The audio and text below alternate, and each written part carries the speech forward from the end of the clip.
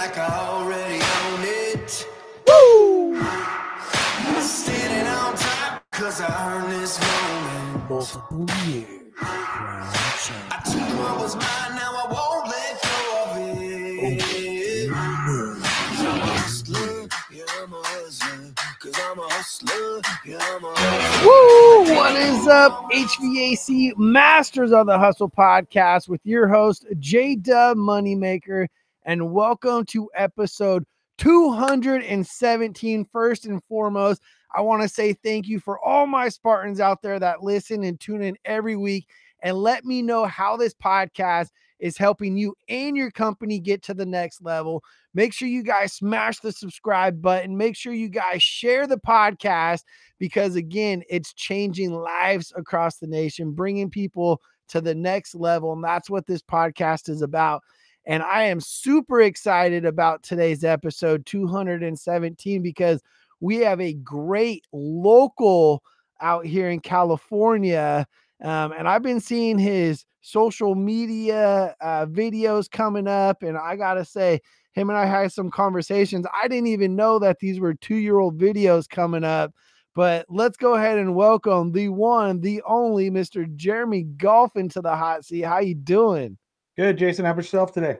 Oh, I'm blessed, man. So tell my listeners, I know that you have a very successful company out here in California. Tell my listeners a little bit about yourself, your backstory. How'd you get into this crazy industry that we call heating and air, brother? I can blame it on my big brother. He was in Las Vegas. He started in the trade in probably 94 when I was graduating high school. And then through a few jobs, he goes, man, we're looking for some managers. You want to move out to Vegas? I just got married to my wife, and my wife's, we're moving to Vegas. I said, yeah, we're moving to Vegas. So in 99, I moved to Las Vegas and got in the trade there. And about 3 years later, Nice and hot. Oh, it was. Woo. Yeah, I was between Vegas and Arizona. Didn't see my wife but on weekends, and got a quick learning curve in HVAC. So it was quick and fast, and then moved out to Sacramento, where I grew up in Modesto. So kind of came home. I think about 25, 26, moved back to Sacramento and been here for 21 years. I just aged myself.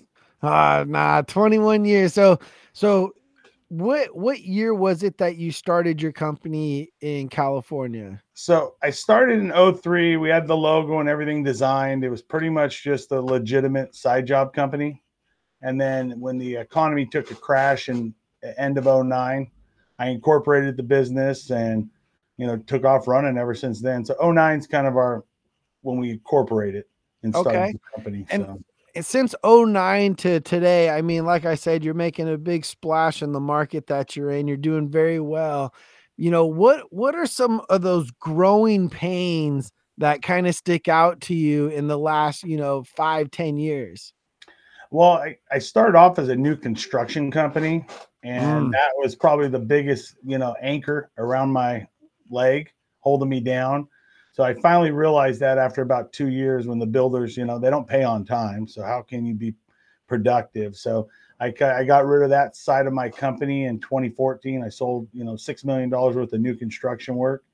So talk about that real quick, because some of these listeners might be starting off, right? And a lot of people that start off in business, they usually, they get those new construction or they get those commercials sites, and all of a sudden they get generating revenue. But when is it that you understood that it wasn't the right pathway? You weren't making that much money on it?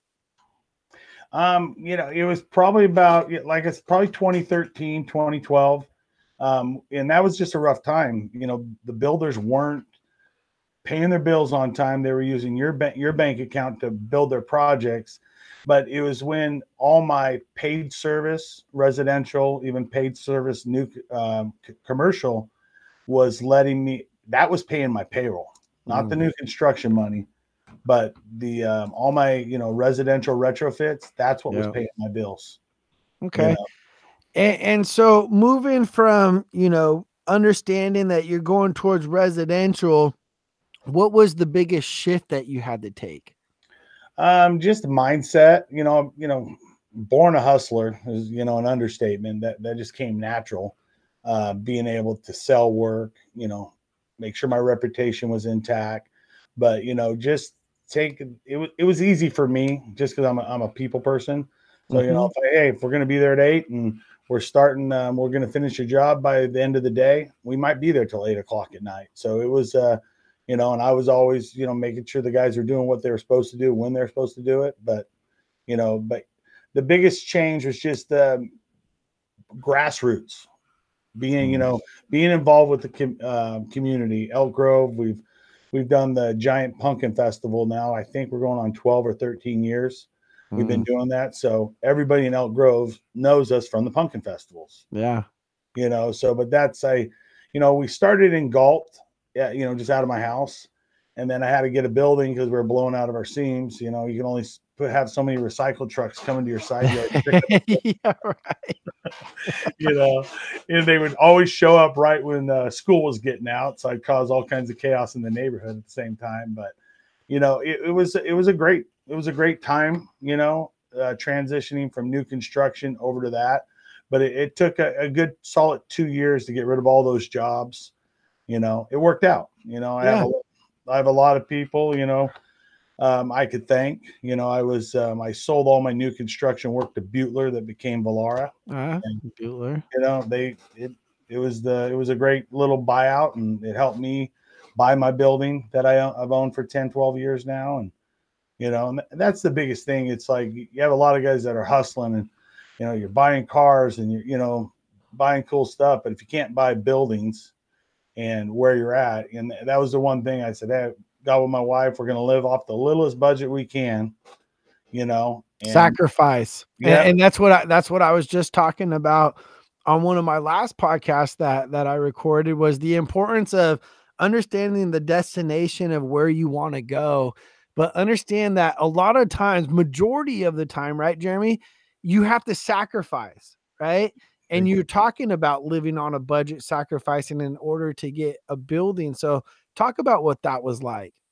It was just setting our plan. And then every 6 months, me and my wife would look at it and say, hey, do we need this extra, direct TV? I had, season pass for football, it's $300, and so you just got to look at what's important, Me and you have a lot. Was football important? Yeah, no, especially, we have a lot in common. Both of us adopted kids, right? And that's what, I had to say, okay, what's going to be more? I knew, we did it. Me and my wife did in vitro, went through, adopted some great kids. And, you look at all the money you spent and it was well worth it. But I had to sacrifice growing a business and trying to grow a family at the same time. We're both in that same boat. Yeah. And it's like, but my kids, just like yours, they've been to Disneyland, they've been to Disney World, they've been to Hawaii multiple times. They have great family vacations that they're never going to forget. Yeah. But you got to figure out, I want to work hard and I work hard, but at the same time, you want to look at what's more important. And it comes down to your, like you say it a lot, that future money for your kids, that generational wealth, right? Yep. And that's, do I want my kids to take over Top Rank? If that's what they want, sure. My daughter's one of the best salesmen out there. These little rubber brand bracelets at these football or baseball. I'm a little entrepreneur right there. Yeah. Last night, her and she's included 2 other girls to make the things. And she goes, Dad, do you know how much money we made last night? And I'm like, tell me. She made $88 selling these little rubber brand. Wow. So she's definitely learned from the master. No, I love that. And you talk about the importance of, for anyone that has a family, not just adoption, but showing them the way that it looks, right? What hard work looks like, showing them the roadmap of, at the end of the day, a lot of times we don't want them to live the life that we lived, right? Or especially you and I adopting, we don't want them to ever endure whatever the reasons of why they were adopted or whatever put in the system is. And we want them to understand that, there's roadmaps out there. There's as a family, doing those vacations and taking the time to reset and recharge those batteries. And it is about work, but it's all about work. It's about disconnecting, spending those quality family times one thing I wanted to talk to you about is in Sacramento, we've been having some crazy weird weather this year. You know, it's been like winter, you know, nonstop rain. We've been getting a lot of rain, but then all of a sudden I look at the schedule this week and we got 91, 92 degrees of weather coming. Summer's around the corner, baby. So talk to my listeners a little bit about how you and your company have been gearing up, getting ready for these next couple months. So I wish, because normally like our VIP maintenance program are 2 visits out a year. We're usually doing those first of March, you know, and it's been tough this year. We're like a month behind schedule. So, you know, we're trying to bring on additional people, buying a couple of additional vehicles just to get to the money making time. And, you know, it's, so, you know, we've been preparing, calling our customers, you know, marketing harder now, you know, but just staying with your customers. That's one of the best things I've done, are the newsletters, staying with them, giving them up-to-date stuff, what's going on with our company. I just purchased a company in Elk Grove, a window company. And so, you know, we're marketing to all of our customers with that at the same time. You know, when the windows company said, hey, did you get your maintenance on your HVAC system yet? You know, so we're cross marketing together just to make a huge impact. But, you know, getting the trucks ready, I think that's the biggest thing. You know, safety, you know, go over safety. Like, right, you know, March was our month of safety. You know, we're making sure everybody's prepared. They know what a harness is. They know when they need to use it, when they don't need to use it, you know, because the last thing you want is an accident. Yeah, you know? especially when you're trying to capitalize on all the opportunity that we have the next couple months. Absolutely. You know, one thing I wanted to talk to you about with this crazy weather has been crazy results for different companies around the Sacramento and the greater Sacramento area. I wanted to talk to you about, you know, how was your company affected by the weather? Was it affected by the weather? And then also kind of to piggyback off of that, if you guys were affected, you know, I talked to a lot of companies and a lot of their team members or their employees' mindset got defeated. So talk about how do you deplete them? You know, like I said, training's huge. Having your weekly meetings with your team and keeping the morale high, you know, team building is number one. You know, if I don't do team building and training at least every other week, morale goes down. You know, they get used to that pump, you know, raising up their spirits, just like coaching a baseball team, soccer team, whatever it is. You got to keep your team strong. And, you know, there's times, you know, any business owner says, oh, I make money 12 months out of the year. We make money, but how much do you lose? And that's where, like, February was probably the toughest February I've had in years. You know, just like, you know, I had jobs sold. I had, you know, we had 4 package units sold, but it rained for 3 weeks straight. How do you get up on a roof and change a package unit? Yeah. You know, 30, 40 mile an hour winds. Yeah. It was like we were the winds were crazy. Oh, it was out of this world. You know, the house I live in, you know, that 60, 70 mile an hour, you know, right around the first of the year. I was out of power for 6-7 days at my house. Dude, I had a trampoline at 1 a.m. It was like a kite trying to fly away from my arms. It was crazy. My next door neighbor's trampoline ended up on the next door neighbor's roof. Oh, like, it was gnarly. It was, yeah. So it's been, you know, January, February, I'll be the first one to say, you know, we definitely, I don't even think we broke even. We lost money. You know, and everybody has those months where they're like that. But right now we're booked out 2 weeks. I have my maintenance techs are almost booked out a month, you know, just going and doing all those VIP stuff. So, you know, we're right there. You know, we definitely, you know, I tell you, like, especially with this whole fuel price thing, you know, at the start of 2022, when the whole oil prices went through the roof, I mean, I couldn't raise my prices fast enough. And then on top of it, all the equipment kept going up 5, 10, 12% every quarter. Yeah. I was going to say every other month. Oh, it was nuts. Like I had a customer from like 2014. I put in a package unit. He was my mortgage guy. So I gave him a good deal, put it in for $9,700. And I'm just like, I could barely buy the unit for $6,000 anymore. You know, and you look back and you're just like, that's one thing I tell young people, you got to know your numbers, you know, and Very important. Stay proactive. Talk about understanding your numbers and how often you should look at them and setting those goals and, you know, really dissecting and going deep. I would say, you know, I'm not perfect at it. This year, we're almost perfect at it, but you should know within 15 days of the month closing out. So, you know, by May 15th, I should know what we made in April. You know, 100%, you know, cross your T's, dot your I's, you know, and I tell people, you know, get a bookkeeper young, you know, when your company's first starting out, start on that pathway. You're like, well, I can't afford to pay him $300-400 a month. Well, you can't afford to lose $300-400 a month. Yeah. You know, so that's one thing I've helped a lot of people. You know, I have a lot of people that worked for me over the years that have graduated and started their own company. I'm not mad at them. You know, they have respect for me. I have respect for them, you know, and, you know, I have a couple of them. I still use as subcontractors. You know, they're not marketing experts and they can't figure out the next leap. And I try to help them. They're like, well, can I work for you a couple days a week and I'll do my thing, you know? And I'm like, hey, it works for me. You know, one less truck I got to pay the fuel on, the wear and tear on. And we work out a great arrangement and it works out for everybody. It's a win-win, right? Yeah. Now, let me ask you, you know, what has been your biggest strength? Biggest strength. I know. I'm gonna have you try to blow up your head a little bit.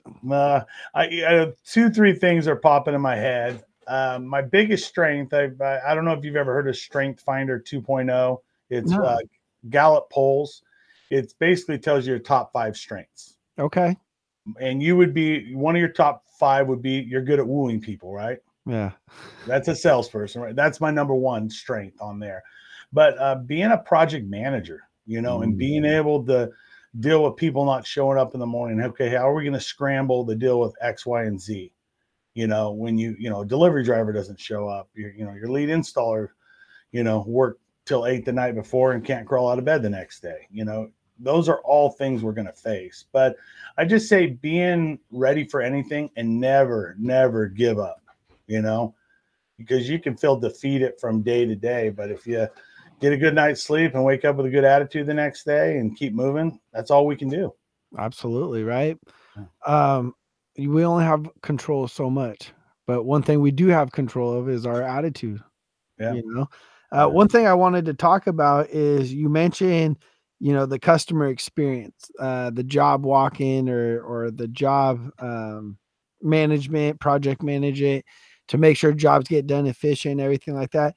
Talk about the importance of the customer experience from answering the phone, the technician going out there to, you know, diagnosing whatever's going on, to doing the repair, to turning it over to a comfort advisor, to an install.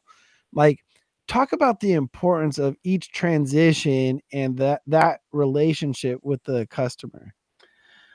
So, not that I look at this differently, but I think I'm thinking about this from the outside in.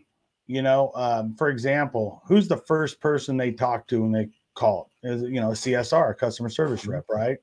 So if that CSR has the best approach when she starts, and then you go to send your estimator out there and he sets a high bar of expectations for the customer, and then your guys show up, you know, it's been hard to do this, but I've always wanted my comfort advisors or my, you know, my selling tech. Hey, you sell the job, you know, I want you to, if there's room in the schedule, either myself or you will meet our or meet the installers at the job and go over the job with them.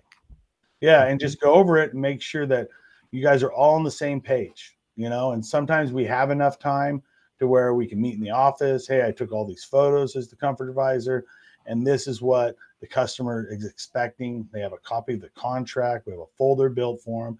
And then when we get there, you know, one of my favorite things is, you know, hey, protected floor, you know, your booties for your feet and everything. You know, I have a lot of customers, especially as a salesperson, you're going in and, hey, you don't need to put that on. I go, hey, if I don't put it on, my employees won't put it on. you know, and I got to set the pace or set the bar for them. So, and she's like, oh, I like that, you know, and it's one of the things I've always done. If I don't do it, my employees won't do it. So you got to set expectation for your employees, but it's still as an owner, you know, yeah, my shoes aren't going in and out of attics all the time like theirs are. So just setting the level of expectations for your customers, but it's very important. And then, you know, they call them the happy call, you know, after the people left the job and we're all buttoned up and everything. Hey, Mrs. Jones, is there anything that you're, you know, your experience today? Is there anything we need to go over for you? We want to let you know your inspection, your HERS tester's coming out on this day. And as soon as that's wrapped up, we'll do the inspection right after that. You know, as long as you're setting those level of expectations per customer, and we all have our checklist, you know, in Service Titan, they're full of them, you know, with all of our stuff we need to go over. So as long as everybody's following A through Z, you're going to be successful. But training. Just because you told the guy once, hey, well, I went over that when you were hired. 2 years later, they ain't gonna remember. I'll tell you that. No, yeah. You know, I got to talk about the market here because I'm very comfortable in Sacramento. This is where I got my feet wet, and I know the market very well. And you know, you're saturated with a lot of companies, and you know, big heavy hitter companies. You know, you got your Bell Brothers that does 100+ million. You got your Bonnie that does 60+ million. You got your Sierra Pacific. You know, how is it that you compete with, you know, not just these big companies, but this massive market when there's hundreds of different companies in a 60-mile radius? You know, years ago, I tried to compete with everybody, right? And, you know, like one of my best sayings, so I'll ride Bell Brothers coattails to the bank, you know? Yeah. And, but, you know, the best way I think to is, you know, a lot of it's been networking. I stayed in the Elk Grove market and I made sure that I met every realtor in town, you know, and that really wasn't our clientele, but it is, right? Because they're in front. If you got one realtor that's selling 50 homes a year, how many HVAC systems am I going to get out of those 50 homes? I'm going to get 3 or 4. Yeah. But if I combine that times, you know, 20 realtors that sell 50 homes a year, you know, that's 1,000 potential installs. And we do like when people are selling homes, HVAC inspections, where we go over ductwork, we go over insulation, we look at the hot water heater, you know, we look at windows to see if they're, you know, failed. You know, we look at as much stuff as we can. You know, I'm also a general contractor, so we're able to, you know, do a lot of services. Yeah. You know, or we'll sub it out if it's not our cup of tea. You know, we'll sub it out to somebody, put it on our contract. And, you know, I got a plethora of, you know, subcontractors. Sometimes I'll do a whole HVAC install. And before you know it, I got my painter over there painting the whole inside of their house, you know, on top of it. So it's just staying in the community that you're in. Once I own the Elk Grove market, you know, and I have tons of customers in Roseville, you know, outside of the, you know, Sacramento area. But, you know, my focus is until I own 70% of Elk Grove, there's no point in trying to own the whole county. There's a lot of business out there in Elk Grove right there, you know. I was law enforcement in Elk Grove, was laid off back in 2009 and know the area very well. And, you know, there's the thing that I like about Elk Grove is it's a growing community, but it's an older community as well, you know. And right now there's a lot of neighborhoods that are in that 23, 20, 15 to 30 year range where they need those upgrades, and you coming in with your contractor's license. What I always really appreciated, instead of just working for an HVAC contractor, you know, for instance, Bell Brothers, when I ended up at Bell Brothers, there's multiple things that we could offer, right? Because, and again, a lot of people, and I want my listeners to listen to this and understand it, don't be scared to offer high item tickets or, you know, high end efficient systems. Just don't sell boxes. You know, get that 14 SEER 80% single stage out of your vocabulary. If they need it, give them the option. That's 100% okay. But don't be scared to give them those options. And that's what I was getting at is, you know, being at a larger company that could offer a lot more outfits like yourself, it just gives the homeowner, where you could get your windows, your HVAC, your roofing, electrical, your plumbing, all done under one envelope, right? Who wants 5 different contractors doing 5 different things? Nobody, nobody. And that's like, probably in 2013, I'm Top Rank Home Services. We kind of changed in our logo. It says Home Services in there. It says HVAC too, but it is. And that's kind of why, I purchased the glass company 3 months ago, was for that same thing. I have, I've talked to a lot of my friends that are in the industry that do windows, but they don't change the IGUs, the insulated glass units. And, I've had, for example, windows, you're looking, for 30 or like a big 2-story house, 3,000 square foot house, you're probably, you're 22 to 20 to 24,000 to retrofit all those windows. Yeah. Well, we can change all the glass and do all the screens for 14 grand. And we're making more profit off that 14 grand than we would off of the 24,000. It's a bigger ticket, but the insulated glass units there's less labor and less money to be, to buy the materials. Yeah. So, it's pretty much all labor, but, we sell 2 or 3 of those a week where we're just replacing the glass versus, it's a bigger ticket item, but we make more profit off of selling the glass than we do the whole retrofit. Absolutely. One thing that I want to talk about is, what drives Jermey? What's your purpose? What's your why?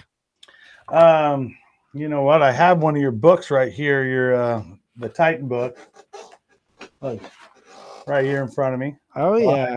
And I had my why in here, but my why is, when it first started, it was just me and my wife, right?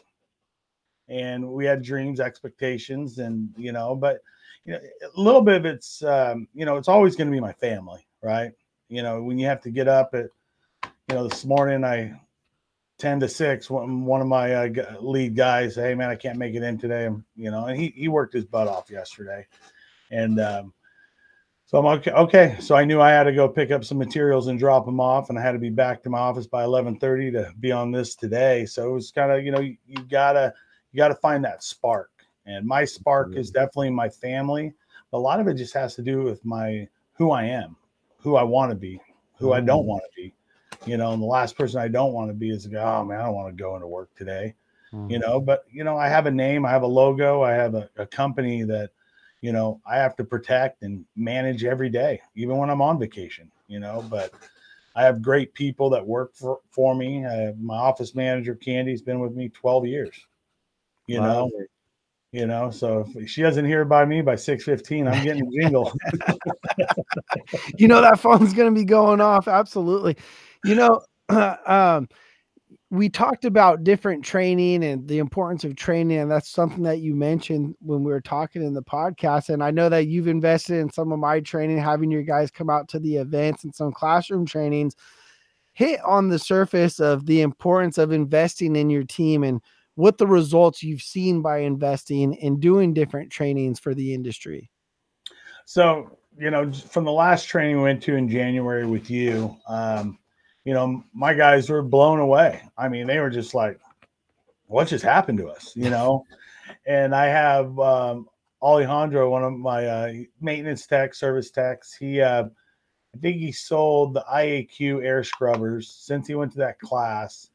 He's installed 4 or 5. And then when we go back for VIP in the spring, he has I think 6 already sold. Some of them are paid for. We just haven't installed. You just come back when you install them. So that alone, you have a guy sell 10 UV air scrubber that's never sold one before, just from going for one of your classes.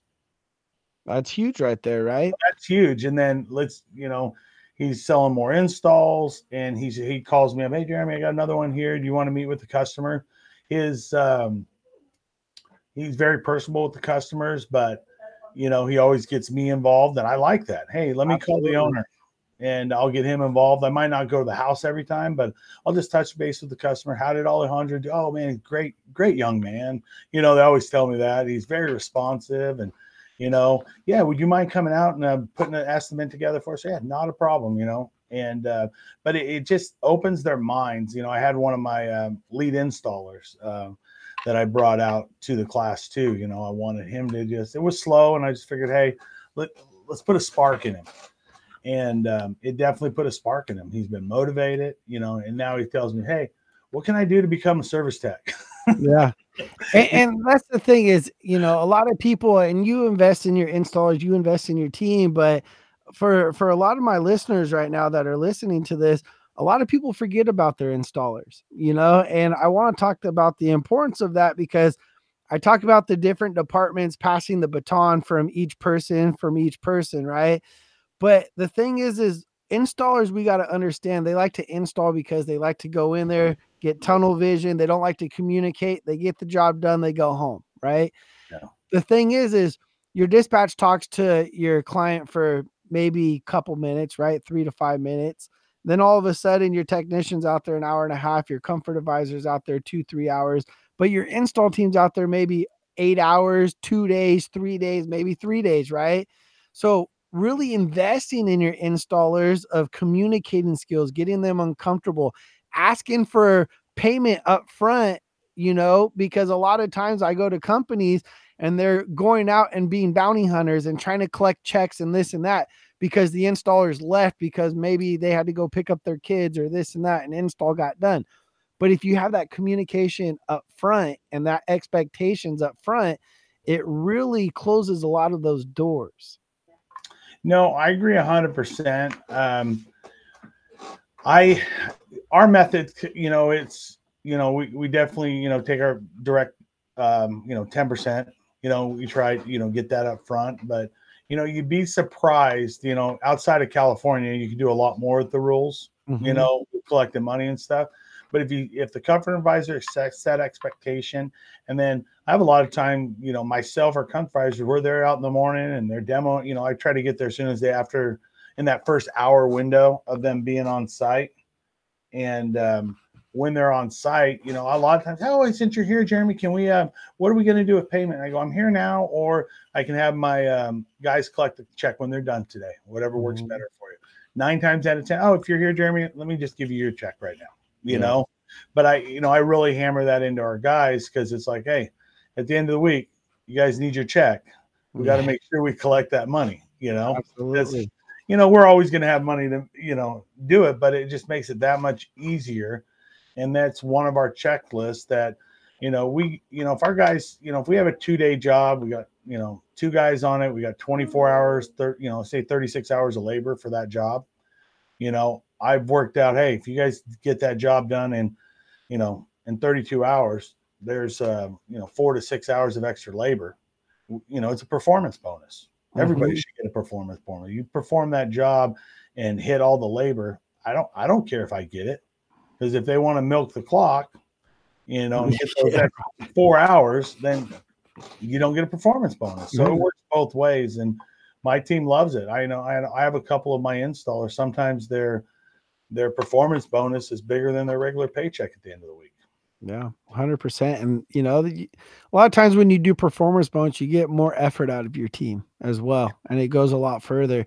You know, as we're wrapping up the podcast, first off, I want to say thank you for being a guest, and thank you for allowing me to be a part of the growth of your team, you know, allowing me to do trainings and everything. But at the end of the day, I got listeners from business owners, dispatchers, service technicians, installers, comfort advisors.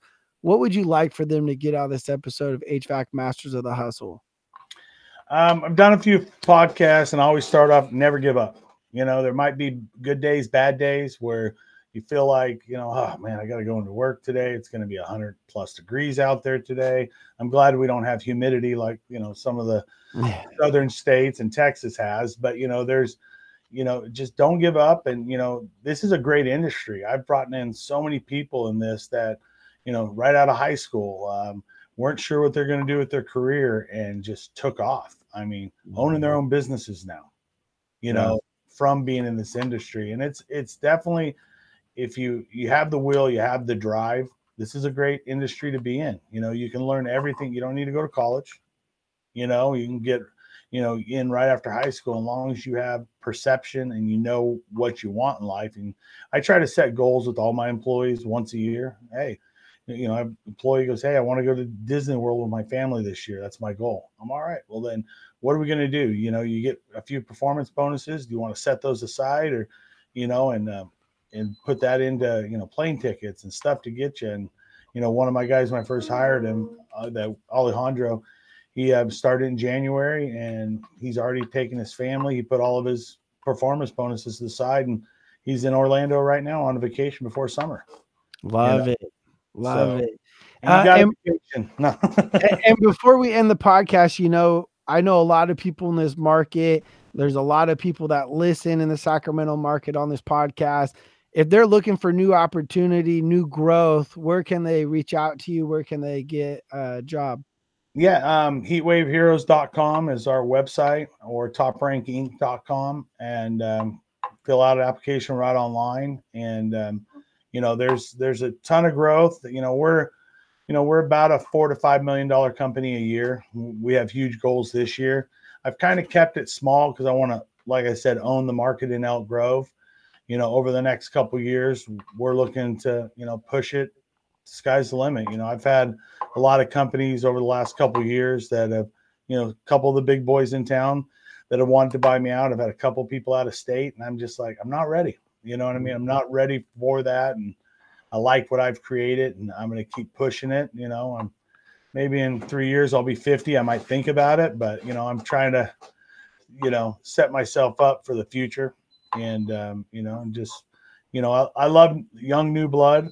You know, we'll train them, we'll get them, put them to the next level, but you do need a lot of seasoned guys too, that will willing to help develop your staff and get them to the next level. Right.